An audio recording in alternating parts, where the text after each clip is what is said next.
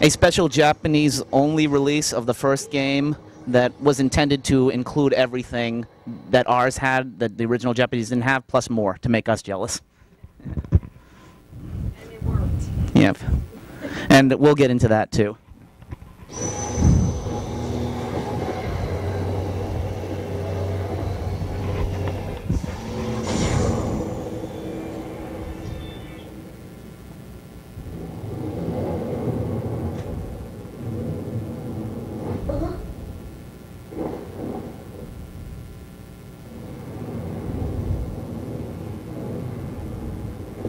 What are you talking about?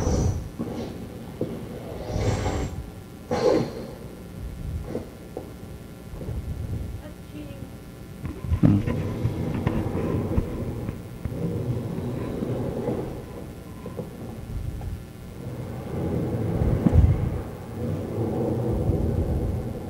Wait, what are you? Little transition mistake there. Yeah.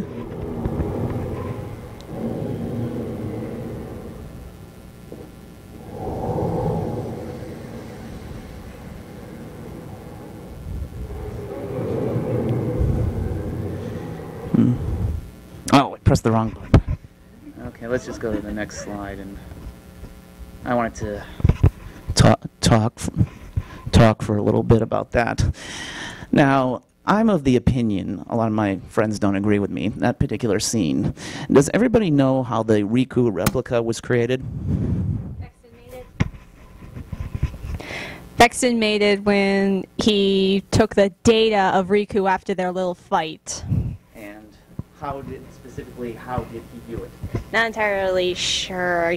I tend to ignore him. Do you recall a moment where he passes through Riku, much like Xemnas just did to Sora? Oh, right. My friends don't agree with me there, but I think what he was really doing in this battle was stealing Sora's DNA so he could create... Shion. Exactly. And... whoa. Hello? Hello? Hello? Okay. A little bit of feedback there.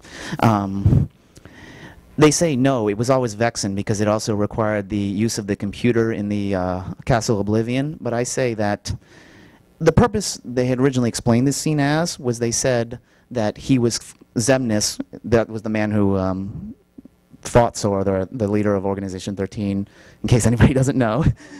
Yeah. If you will, I like to add a Y and go sexy man. That's me. Yeah. And he originally was said that he came to fight Sora to test his power or to possibly gain control of the Keyblade wielder. People kind of changed their opinion on that. But then when 358 was first announced around 2008, and this mysterious girl who really should be pronounced Zion, her name, and she showed up, and then I started hearing whisperings from various people who said that's where she came from because she is described as an incomplete copy of Sora, and I think it perfectly fits this scene. And I think it also ties into Xemnas and his mysterious nature that he has plans within plans within plans. Even when it looks like I'm failing, when I'm about to be killed, even at the end of Kingdom Hearts 2, no, I have a plan. I'll be back. And do you agree with that? Definitely. Everybody's with me on that? Yeah.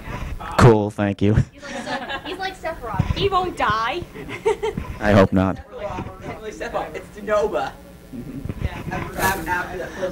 I have another panel on that too. Not this one. Sorry, they didn't approve it for this con. And now let's go on. Here's another little. Oh, here's another little. I'm too close. So let's. Here like this. This was an Ansem report that was only included in Kingdom Hearts Final Mix, and it only went up to about where he talks in the original game about the door to darkness, this 10th spot. And I'm not sure a lot of people have seen these particular ones, the last three. That the very last one refers to even to the nobodies, where they first call them as the non-existent ones. But this is the one that is most important for this purpose. Even these ones were curious because, if I remember correctly, only the first three were written by the actual Ansem the Wise. And this is all by Xehanort, the person who took his name. And this particular one is written by Ansem, the fake one, or Xehanort. And here he is, he's wondering what is so special about him. And I think that ties into Birth by Sleep. Hello, in that he doesn't so much forget who he is, but he is obviously surprised that he didn't change form as a Heartless. Like every time when we first saw him in the original Kingdom Hearts, you probably thought he was a man, right? Like you didn't think, oh, that guy's a Heartless. You thought the thing that was guarding him was a Heartless, but it turns out no, that's him in his Heartless form, and that can be attributed to the strength of his heart, and therefore the dual nature of him with Sora. Because as the earlier clip with Axel showed, he is the same when he refers to there's only one other person, and that's why Axel is so interested in Sora, and by proxy, yes, it's not yaoi stuff necessarily, though. After playing 358 divided by 2 or whatever you call it, I can understand why people see that way, you know? Yeah. Anybody want to comment on that? Axel and Roxas? Seriously. You hate Roxas. Oops. Why is... Oh, whoa. I don't know, he shows up out of nowhere and he Hello? completely different storyline. He changes the story and I don't really like that. I like Sora. Even with the explanation they gave in Chain of Memories, you weren't prepared for it. Like Sora was going away for a little while, and I didn't like that. what did you, if I may, what did you expect to happen? You thought they would just fast forward,